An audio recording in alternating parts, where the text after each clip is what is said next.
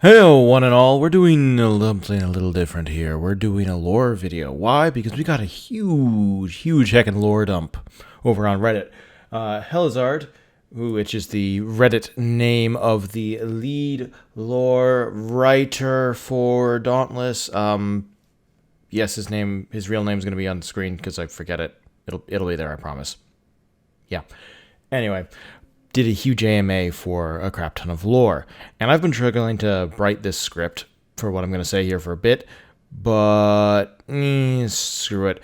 We're just going to do this now. No breaks, no fakes. Just go. Maybe some breaks because I'm going to have to edit this, but yeah. All right, we're just going to answer these questions. We're just going to talk about what was answered. We're going to talk about what was asked, talk about what was answered, and go, because I need to get this out. Yeah. So, first question. We have Mirnan asking 4 major categories of lore, questions/clarifications. Aether, in the lore, has been established early on as being decidedly not magic. Recently, in the Zephyr Strike Pass emotes, we have apparent manipulation of Aether. While obviously many emotes should be taken as not canon, I debate that a little bit, not canon to the internal lore of Dauntless. I sincerely hope using substitution jutsu to being able to turn into a log isn't canon to the lore. The Aether shaping has seemed to struck many people in such a way as to make them believe that individuals can in fact manipulate Aether outside of the confines of previously established lore, and despite the history of hunt passes having dubiously canonical representations of actual abilities of slayers. Is it true, then, that Hunt Pass emotes are simply using fun over canon rule that previous Hunt Pass used, or are we actually seeing a canonical ability of individuals to physically form Aether? Helzard replies, little of column A, little of column B. First, yes, there are some elements of the Hunt Pass that, while I like to think can be justified if I really work at it, fall into the fun over literal reality bucket. The log emotes and a lot of the arrivals are a great example. That said, the power of the Aether has been, narratively speaking, surging a bit since the Skyquake meteorological event that coincided with the progression reset. Yes. People are trying to figure out ways to manipulate it, that it can appear for all intents and purposes magical. The Scarred Master and the Aether Striker weapons are also a part of this. What does this mean for the future? Aether is likely going to be more apparent and present visually, and in the narrative and hunt passes we are likely to see having an impact too. Okay, Aether's getting more magical. Alright, so we're actually going to have some stranger abilities. I like the sound of that. Also, Scarred Master is going to be the one giving us the Aether Strikers. Cool, new NPC. And I guess that means we won't have to use Lady Luck for that, because even I didn't have 1,000 silver marks. I keep spending them.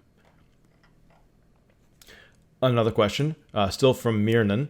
I hope I'm saying that right. Previously, behemoths would, after being slain, dissolve into motes of Aether, and those motes would go on to rarely germinate into a new behemoth, often adapted to whatever killed it. Hellion being a Pangar we slew with Blaze Weapon in enclosed beta questline for Dr. Priyani, for example. This was also represented by the behemoth visibly dissolving during the post-hunt recap. Do behemoths still, in canon, dissolve in this manner? Do they still spawn from this dissolution? If so, why do their trophies remain? Would it be possible to eat a trophy? In the intro, we use a behemoth's death to refuel the damaged airship. Is this a common method of gathering Aether? Does this still mean that Aether is consumed in the operation of Aetheric technology as a fuel source? How do humans prevent their use of Aether from causing islands to fall as well? Or is it just controlled depopulation of islands in the sky? Does absorbing the Aether that a behemoth releases prevent spawning? And why do we not use safer methods of dispatching behemoths, such as aerial bombardment? Woof! That's a lot of questions. Alright. So, do behemoths still in canon dissolve in this manner?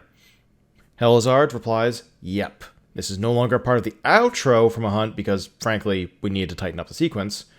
But as seen in the current opening cinematic, a behemoth, or its life essence, dissolve like victims of a Thanos snap. Do they still spawn from this dissolution? Yes, they do. And each particle has the potential to eventually grow into another behemoth. Only one out of many actually will. Hello, is he talking about behemoth life cycles here? We haven't gotten a whole lot of information on that. If so, why do their trophies remain? New question. In fiction, parts that are broken from a behemoth while it's still alive remain intact. Makes you kind of wonder how exactly someone extracted those big rib cages framing the Trials Island. Blah. Is he suggesting somebody carved those ribs out from a still living behemoth? I mean, the only good behemoth is a dead behemoth, but that's a little grisly. Would it be possible to eat a trophy? Please, I want to make my behemoth cooking. Possible but not recommended, would likely kill you within minutes. Well, there goes that idea. I was going to establish a whole cooking show called Cooking with Fletcherizer while I talked about how to best prepare your behemoth. Emberbane was on the menu. In the intro, we use the behemoth's death to refuel the damaged airship. Is this a common method of gathering Aether?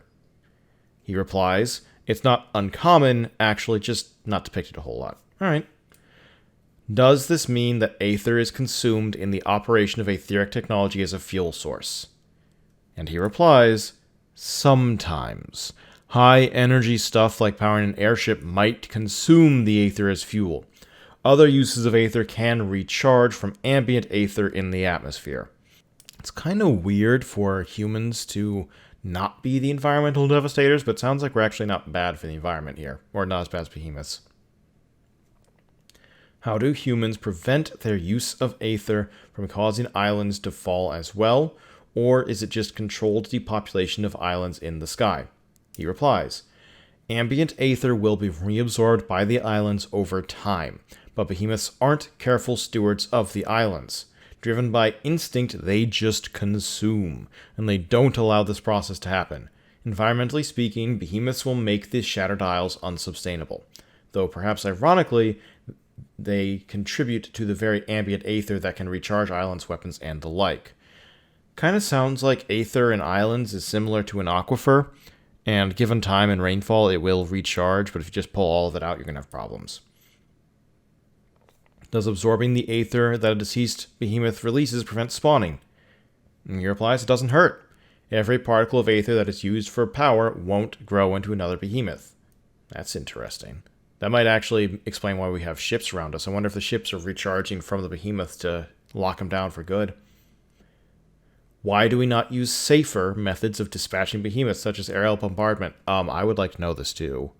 Why can't we just nuke it from orbit? It's the only way to be sure.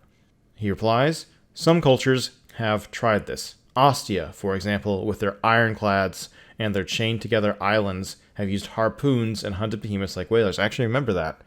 When Koshai was about to show up, harpoons started showing up all over the islands. And even a light Slayer Cloud Cutter, the one we use, can carry aerial bombardment, which, as an aside, that's what the item aerial bombardment does. It's just not the most effective way to fight behemoths. Behemoths are tough and heal quickly when feeding on Aether, as you can tell when they flee to another part of the island and regain some health. Airships can only carry so many bombs, but they can carry just the right amount of Slayers. Next question. Boreas seems to psionically dominate his underlings. Do they really want to fight us? Yes. Their instinct makes them attack as much as a Boreas psionic control. The control is like coordinating the violence, but the violence will happen regardless. There's also definitely a family relationship there. Stray minions can occasionally be found out there, such as in the tutorial, but in the Boreas is unique. Whoop, there's a typo in there. But the Boreas is unique among known behemoths in that it has a clear symbiotic relationship with creatures that aren't behemoths. Hello, the Boreas summons aren't behemoths? Okay. Consider them like aggressive remoras that defend the shark on which they feed. Or those little birds that clean alligator teeth, if they also try to pick out your eyes. Alright, so we've got confirmation of non-behemoth fauna. That's interesting. Aether-infused fauna? Yeah. In point of fact, next question. Are the aggressive fauna, Styxians, mollusks, a smaller form of behemoths, or are they animals? Because behemoths have been canonically described as being distinct from animals and therefore fauna. But when we slay Styxians and mollusks, they seem to dissolve into Aether just like behemoths do when slain. Despite this, they're still classified as fauna.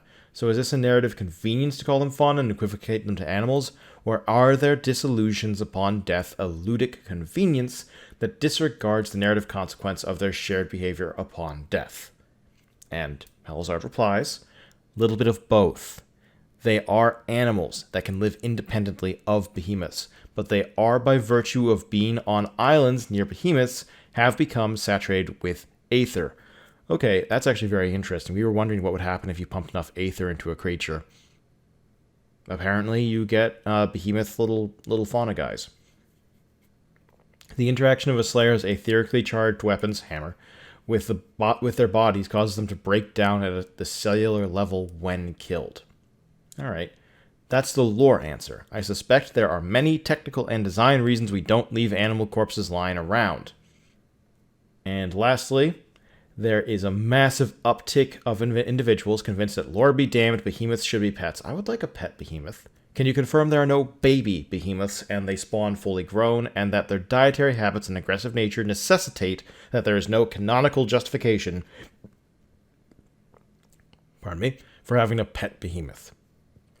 And he replies, this is tricky. As stated earlier, behemoths grow from particles into their full-sized forms, but this does happen fairly quickly. So quickly that it's rare to encounter any such thing. So rare that we haven't bothered to create behemoths models that are scaled down versions that far. Anyway. Still, this does mean that there is a stage where behemoth could be dog-sized, if only for a little while. So pet behemoths could be created if, say, Dr. Priyani or Arkin Drew were to figure out how to stall the growth process and tame them. It could even be another method of population control. This is not to say that pet behemoths are on the way, just saying that I have considered some lore that could make it make sense. And to reinforce that they absolutely don't reproduce in accordance with traditional biology. Also, even absent that lore justification, I don't even think it would be that bad. It's a bit of an MMO trope to have a tiny badass monster as a pet, but not a terrible one. IMHO. Who is in the keep? And why can't we talk to them? Well, he replies, the regent of Ramsgate is a pretty private person. Okay, there's a regent in there. Interesting. And generally doesn't meet with the average citizen. They tend to act through lieutenants or subordinates. The people out front, presumably. Besides, Slayers are always wanting to drag in strange-smelling trophies and show them off. I just want to show off my behemoth-based cooking, don't at me. But, if we are referring to the tower in the center of town, that was built by the Orrery to study Aether currents and the Shattered Isles in general. And it's currently being renovated. Another person asks, why are we using a big flashy airship to go to trials? I can see them from the gate. A bridge would be cheaper, and I thought Aether was in short supply as behemoths were eating it. And he replies, that wouldn't be safe. Behemoths could just stroll into town. Regent wouldn't stand for it. And also the amount of Aether to get to the Trials Island is kind of negligible. Another person asks, were there inspirations, lore-wise, for having an insect and an avian as the last boss figures, instead of, say, the more aggressive Rift Stalker or the Titan like Valamir? Lore-wise, is there a hierarchy in the wild that follows the power levels of the behemoths? We know how Quill and Nezaga interact with Koshai, but are there any secret sinister team-ups that could be really horrible to think about? And he replies, to be honest, not really a lore decision, but design.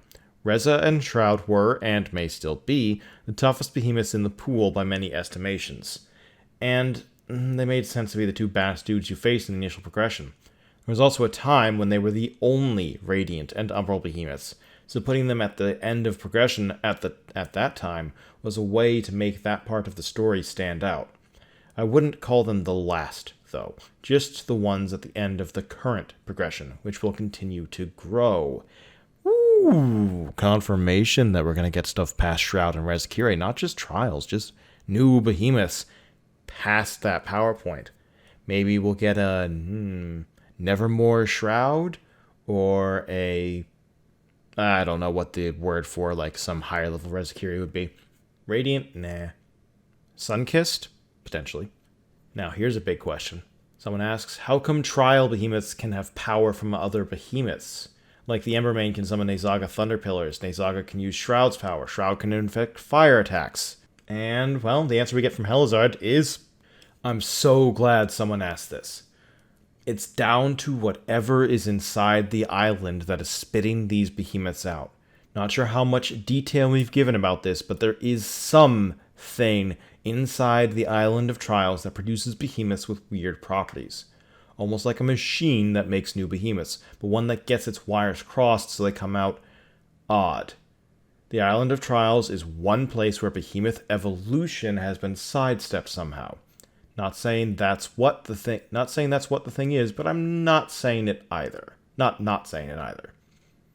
Okay, so there's something inside the Trial Island. We kind of knew that. So, next question. If Ramsgate is the closest settlement to the Maelstrom, then how are behemoths understood in cities further away? Are they a distant threat to these people far out of mind? Or is there a global fear of the behemoths? Now, this is a very interesting question. The upheaval took place almost 1,000 years ago. Wait, what? The upheaval. Has the upheaval been talked about? I don't know that it has. Almost 1,000 years ago. Was the world always flying islands? I don't actually know. Behemoths helped bring it about. Wait, double what? Okay, so what I'm getting right here is that the world was not always fractured, and not only was it not always fractured, behemoths caused it, or directly contributed. That's a bombshell he just dropped. Anyway, for a chaotic period right after the upheaval, people just wanted to survive, so they banded together wherever they could. Old national, cultural, and racial differences, if any, disappeared. There were humans, and there were behemoths. The former knew they had to fight the latter to make it. The major cultures that exist now managed to form early in territory that wasn't yet dominated by behemoths.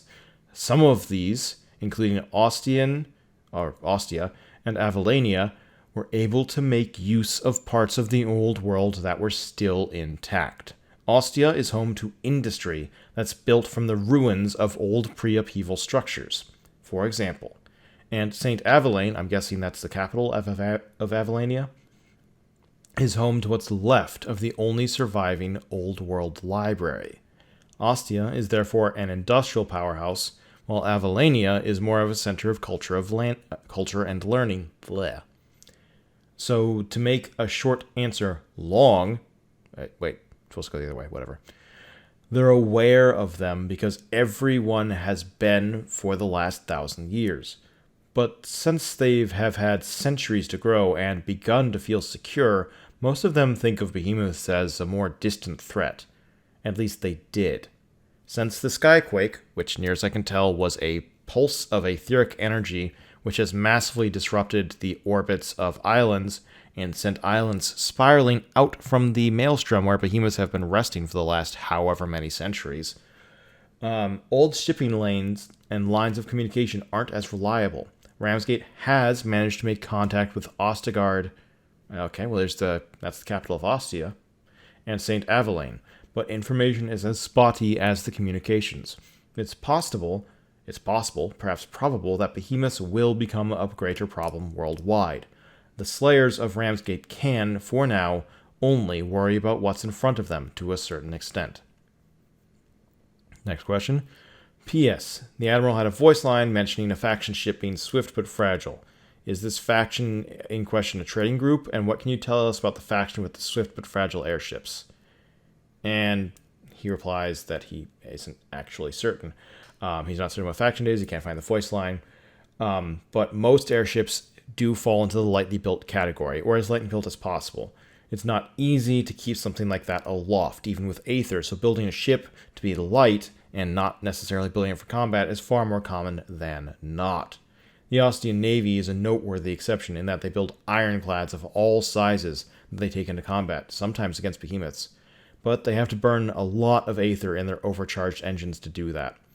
This tech is a national secret of the Ostians. Arkandrew and the Orrery believe they built it on some pre-upheaval Aether tech that survived intact within their territory. Okay, so there's a lot of stuff to unpack there. Ostian navies got supercharged engines for their ironclads. That makes sense. That also kind of makes sense. But more interesting to me is the fact that we have confirmation that Aether was a thing pre-upheaval. So, the timeline's going to get real weird here. Aether's always been a thing in the world, which makes me wonder, are Behemoths a recent... Did Behemoths show up with the Upheaval? Because I can't imagine the Behemoths being in a world with Aether and not causing an upheaval. They're incredibly destructive. Anyway, just idle questions. So, is there a lore reason why we kill the Behemoths, but they do not kill the Slayers? Do we have some special resiliency that allows us to be rezzed or picked up when retreating? And no, and he replies, no, it's really just convenience. We're just lucky. Got any hints? Somebody asks, got any hints to the second Dark Harvest? And he replies, you mean the third? The first took place in the closed beta, so a lot of folks didn't see it. And he doesn't have any hints. The Unseen will return. Yeah, go Unseen. Which would be ironic, but yeah. We are very likely to see their return. Spanish Hunter asks, my question is, why do we need a Reddit post to understand the lore? Are there any plans to create a story in the game soon? Thanks. And Helizard replies, two really great questions here. Need? I'm not sure it's needed exactly, but in the months since the console launch, I've definitely seen an uptick in questions about lore, misunderstandings about lore, and opportunities to better explain to folks who like to learn about lore. That's why I'm taking my Friday to field questions about the lore, and I would love to keep this thread going into the future. Because truth is, right now we have limited ways to get lore across both in-game and on the website. No matter my fondest wishes, not every player is that interested in lore or even cares about it. And reading quest text or a lore blog while you're champion at the bit to soup and bash and Asher isn't the best way to absorb information. We have a saying in the game writing business, nobody reads the quest text. Which is neither true nor fair, of course, but I'd be lying if I read every quest in every game I've ever played, and I write the things. We're also exploring ways to convey lore that will work in-game or be supported on the website. I'm really interested in trying some voiceover-driven stuff, like an NPC who relates stories and history, more webcomics, motion comics, more videos. I want them to happen. With luck, they will. Yeah. And he goes on, but that's the basics. They're working on it. Now, somebody asks a follow-up. Now, this question is very interesting to me because somebody has a follow-up to his reply about eating a trophy killing you within minutes. And Slayer's aetherically charged weapons cause their bodies to break down. Somebody asks, and this is a question I've been really curious about for a long time, is Aether dangerously toxic? And he replies, it can be. Some types, for sure. Terra Aether is not as toxic as Umbral, for instance. It makes sense, it heals you. There are stories that some humans have been able to extend their lives far beyond normal lifespan with careful use of Aether. For example, Arkan Drew, by the way, that's the lantern guy, has looked like an old man for a long time, is all I'm saying. But in other cases, repeated exposure, especially at a forge, has proven dangerous.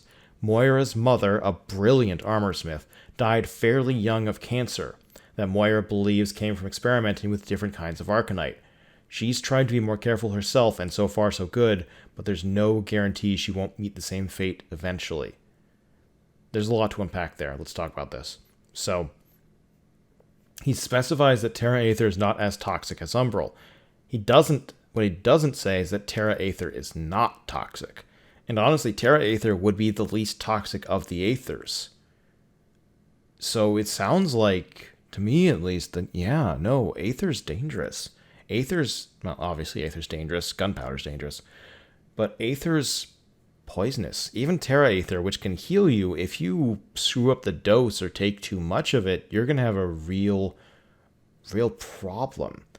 Not only is it toxic, it's carcinogenic. Carcinogenic toxins are not the sort of thing that just kind of go away. Carcinogenic damage is something that sticks around, and eventually your body has had too much of the damage, and whoop, cancer. So, is my Slayer going to die?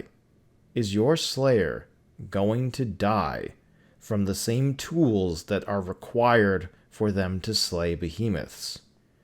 if a Slayer didn't die of their wounds, if my Slayer just kept hunting and kept slaying and kept being a general badass for a long period of time and didn't get so much as a scratch on their face, would they die from effectively making armor out of uranium? And he doesn't answer this, but I'm actually very curious about this. Next question. Have you considered retconning parts of the lore to add more depth to them? Certain aspects of the lore don't really add more depth, the creation of an ecosystem. And he says I'd not really call it retconning, but the lore is always evolving, and Aether does weird stuff. And he's got a particularly nutty idea that he's hoping to pitch to his boss soon to make it evolve even more. And yeah. And also, and he asks next question, also, is any real lore now just going to be blog posts on the site, or are we going to go back to how things were in early open and closed beta, where lore was present in game and was updated with quests? He says we're working on it. So, we're working on it. Somebody asks, how intelligent are behemoths? And he says they're magnificent beasts, but they're just not that smart. They are huge and powerful, and some are pretty cunning. I'd say Shroud's a pretty good example of that. But what we'd think of as true sapience, that was never built into them. They don't mate, they don't have genders. They reproduce asexually via spores, essentially. And in rare, weird circumstances, they just seem to spawn from the center of islands. See Trials and that island. Now, I won't say we won't ever see a behemoth that could use, say, a tree or a boulder as a club, but they're not going to use forged weapons. Boobia Shank asks, I'll play the devil's advocate, so please bear with me if I'm uninformed or I say something inaccurate. We've been told, over and over, that we've been at behemoths with war and each other for so long, and the reason we fight them is supposedly because they destroy the environment, and it is our fight for survival. For every island we visit, there's actually no signs that these behemoths are destroying the island at all. Whenever we arrive on the island and we get near the behemoth, they seem more defensive rather than offensive. Defensive, whether it's in the form of self-preservation or to protect the island, much like a guardian of sorts. And I don't really get the fight for survival thing. If you were talking about something like an invasion, then there's never been an incident of a behemoth flocking over Ramsgate or any of the sort. Neither of the behemoths we know ever show any signs of ever migrating outside of the island in which they reside. If by fight for survival you mean siphoning Aether to keep us alive, the behemoths aren't really being as bad as depicted. It's the same reason why forest creatures fend off loggers and miners. Humans need resources to survive, and as a consequence, animals fight and die or lose their home. I guess what I'm trying to say is villains really are the hero of their own story, just saying. So, are we the baddies? TLDR, are we the baddies? And Helizard really goes into this one, so buckle up, folks. It's a fantastic question with many angles. And he says, yeah, any good villain sees themselves as the hero of their story. They're sapient beings, at least. I don't think it's necessarily bad to have some empathy for the behemoth and its situation in the world. By the same token, the heart of Dauntless is a one of survival. A city on the edge of a dangerous frontier, Ramsgate also needs to be both a home to the Slayers and citizens who live there, as well as a staging ground for Slayers who are passing through or heading out to more dangerous regions. In Dauntless, we are depicting, at least right now, the life of a Slayer who calls Ramsgate home and is fighting to defend it by keeping the behemoths at bay. And that's not something to lose sight of. The sheer number of hunts and behemoths slain implies that without constant hunting, the populations would grow out of control. And don't worry, we'll get into behemoth life cycles elsewhere. I'm sure I really want to know this. By necessity of us being a small team, many of the perils of the Shattered Isles are happening off-screen. There are hints and visuals all around that do depict, I would argue, the dangers out there in the skies. Storms, drifting islands, vortices, and fierce winds. That said, core gameplay is you show up, you fight a behemoth, and they're focusing on that more than anything. They want to depict destroyed villages, wrecked airships. There is at least one wrecked airship I'm aware of.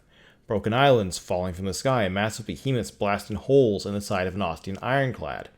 But they just aren't there yet. He does mention that there was a blasted ironclad in Ramsgate at one point. Admiral Zai came crashing down after fighting the Sovereign Koshai, the big one, which we had at the end of which we in the end killed. A new NPC will be showing up, the Scarred Master, who we mentioned earlier, who's going to be selling us the Aether Strikers. And there's going to be another Dark Harvest. More is going to happen. But he does admit there's a few things they could make clearer. For instance, Aether and Arcanite. Arcanite is the mineralized form of Aether, are what keep the Shattered Isles aloft. Under what passes for normal circumstances in the world, an ambient Aether cycle maintains this balance, and islands can stay as they are, move around, shift from their positions, etc. But behemoths feed on this Aether and are, in most respects, made of a living form of the stuff as well. Now that is interesting. They have to be beaten back, and the Slayers are the ones tasked with that. If all of the islands fall, there will be no place for anyone to live. So, confirmed, behemoths eat Aether within an island, kind of grab it all up, and then as an end result, you are left with an island that falls. Where to? We don't know. Maybe there's a planetary core down there. Normal, untrained civilians are not equipped to hunt behemoths, so founding settlements and outposts in a place where wild behemoths could appear or literally spawn doesn't make a lot of sense. That's not to say there aren't such places, and they could indeed serve as hunt settings in the future, and there are smaller offshoot settlements out there, and in the other direction there are bigger cities, island groups, and cultures like Ostia and Avalania, but they are not, right now, being assaulted by behemoths. And finally, like I said earlier, an unchecked behemoth population can get out of control quickly. That's what broke the world and created the Shattered Isles in the first place. Wow, that is a huge confirmation he just dropped there. Okay, so the world was not originally broken, the uprising is the world shattering, and behemoths caused it, an unchecked behemoth population. Behemoths, created to serve as weapons and tools, broke free, evolved, and fed. What? The pre-upheaval world didn't stand a chance. It took a while for behemoth and human populations to get to the point where they were directly in conflict and fighting for resources like this on a regular basis, which is one of the reasons Cat and the others are recruiting new Slayers so hard. But there have always been Slayers who fought the monsters that broke our home apart. Wow, that might be the most loaded paragraph I've ever seen. We have confirmation that Behemoth, not only did behemoths break the world and create the Shattered Isles, behemoths were created to serve as weapons and tools, and then broke free and evolved. So we made behemoths. We made behemoths, and then they ran amok. Alright. That's, wow. Wow. Alright. Next questions. Are Koshai, Shroud, Rezikiri, Valamir, and Riftstalker all in their final stage of development? Answer, no. There'll be more. Next question. How do elemental behemoths filter out specific types of Aether from raw Aether? Why do they do this instead of eating raw Aether and presumably getting more energy? Do they leave behind the raw Aether with one element filtered out? And reply, their biology, by design or evolution, we just got confirmed it was design, even Doc doesn't know for sure, well, we know, lets them absorb the type they prefer from any Aether source. Raw Aether is a bit like sunlight. It includes some of all wavelengths, and most can also process raw Aether too, though they're likely to get rid of some as a waste product. What I'm saying is, there's a reason that Aether Wisps give you a burst of energy. How do behemoths interact with one another? Are they territorial? And he replies, they don't always or often fight each other, which is strange, because there are definitely old legends of that very thing, but these days they seem to A, focus on consuming as much Aether as they can, and B, lashing out at the weird and aggressive little meat beings that want to keep them from their food rather than fighting each other. As competition for resources grows more fierce, though, that could change, but right now, ironically, due in large part to Slayers keeping populations in check, they haven't yet had to fight each other for every scrap. Are there other types of Aether that can be filtered out beyond the 6 we have? And what makes Umbral and Radiant so rare? And the Ori hasn't discovered any right now, and he doesn't answer what makes Umbral and Radiant so rare.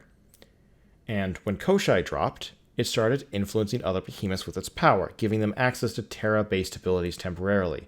Why did it stop making Thornbound behemoths, and how did it do so in the first place? Well, I'm glad it stopped. Thornbound Cherog was a pain in my butt.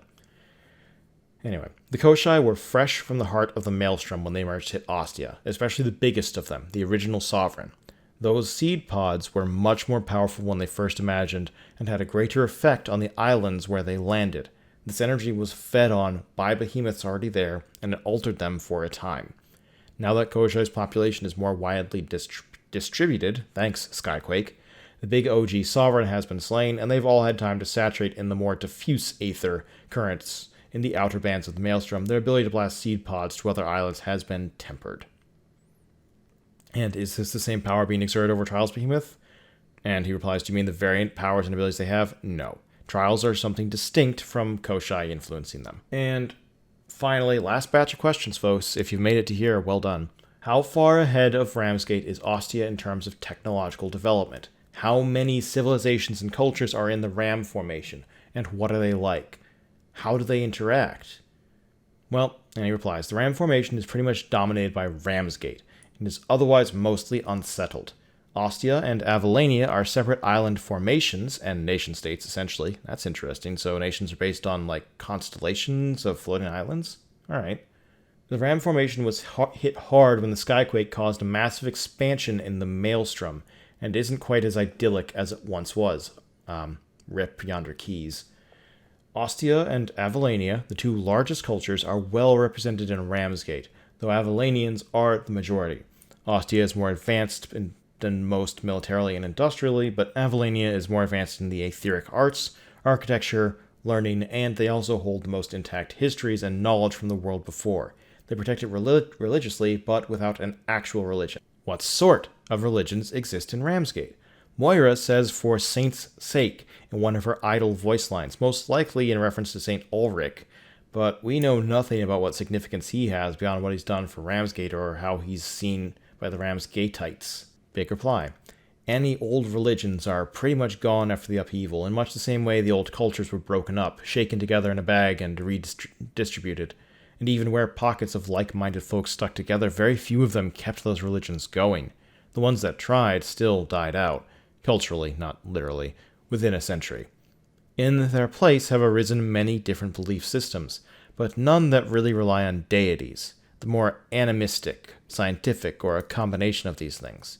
Rather than espouse old ideas and beliefs, most societies strive to improve the lives of their people.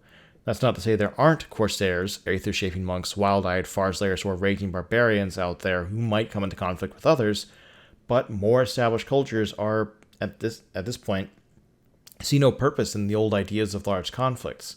There just aren't enough people, nor is there enough land to waste. Wait, is he saying there hasn't been a war in 1,000 years? Which leads us to saints in this context. The world has come to mean something a bit different than we're used to in this era. Saints are not religious figures specifically, but important ancestors who were crucial to saving humanity after the upheaval. Others are famed from uniting cultures in conflict, curing terrible diseases, or even making significant discoveries that benefited us all. And that's the last question he answered. After that, he kind of went dark. Now, I didn't answer all the questions. I skipped some of the tongue-in-cheek ones, but that's the basis. We got a lot of really interesting information here. Like, we learned about the upheaval that happened 1,000 years ago. We learned that behemoths were made as weapons, tools, and they got free and ran out of control, and in doing so, caused the upheaval and made the world this shattered state. We learned that Aether is potentially toxic and definitely carcinogenic. We've learned that the religions of the current era have changed to something being more animistic, and saints being more of an ancestor cult reference rather than some deific individuals. We also learned, most importantly, that the turtle is now on a keto diet. Sorry, turtle. You'll get those apples eventually. Anyway, if you've got any specific questions about the lore and you'd like to see a specific deep dive video on any one of these concepts, let me know in the comments down below, and I will endeavor to make a video. I'm going to try to do one of these like once a week, probably. I hope all of you have a good day, night, evening, whatever time it is, wherever you are. If you liked this video, please consider hitting that subscribe button and ringing the bell. And if you want to see me live, I can be found live at twitch.tv/Fletcherizer. Frankly, a whole lot. Stay classy, everybody. Cheers.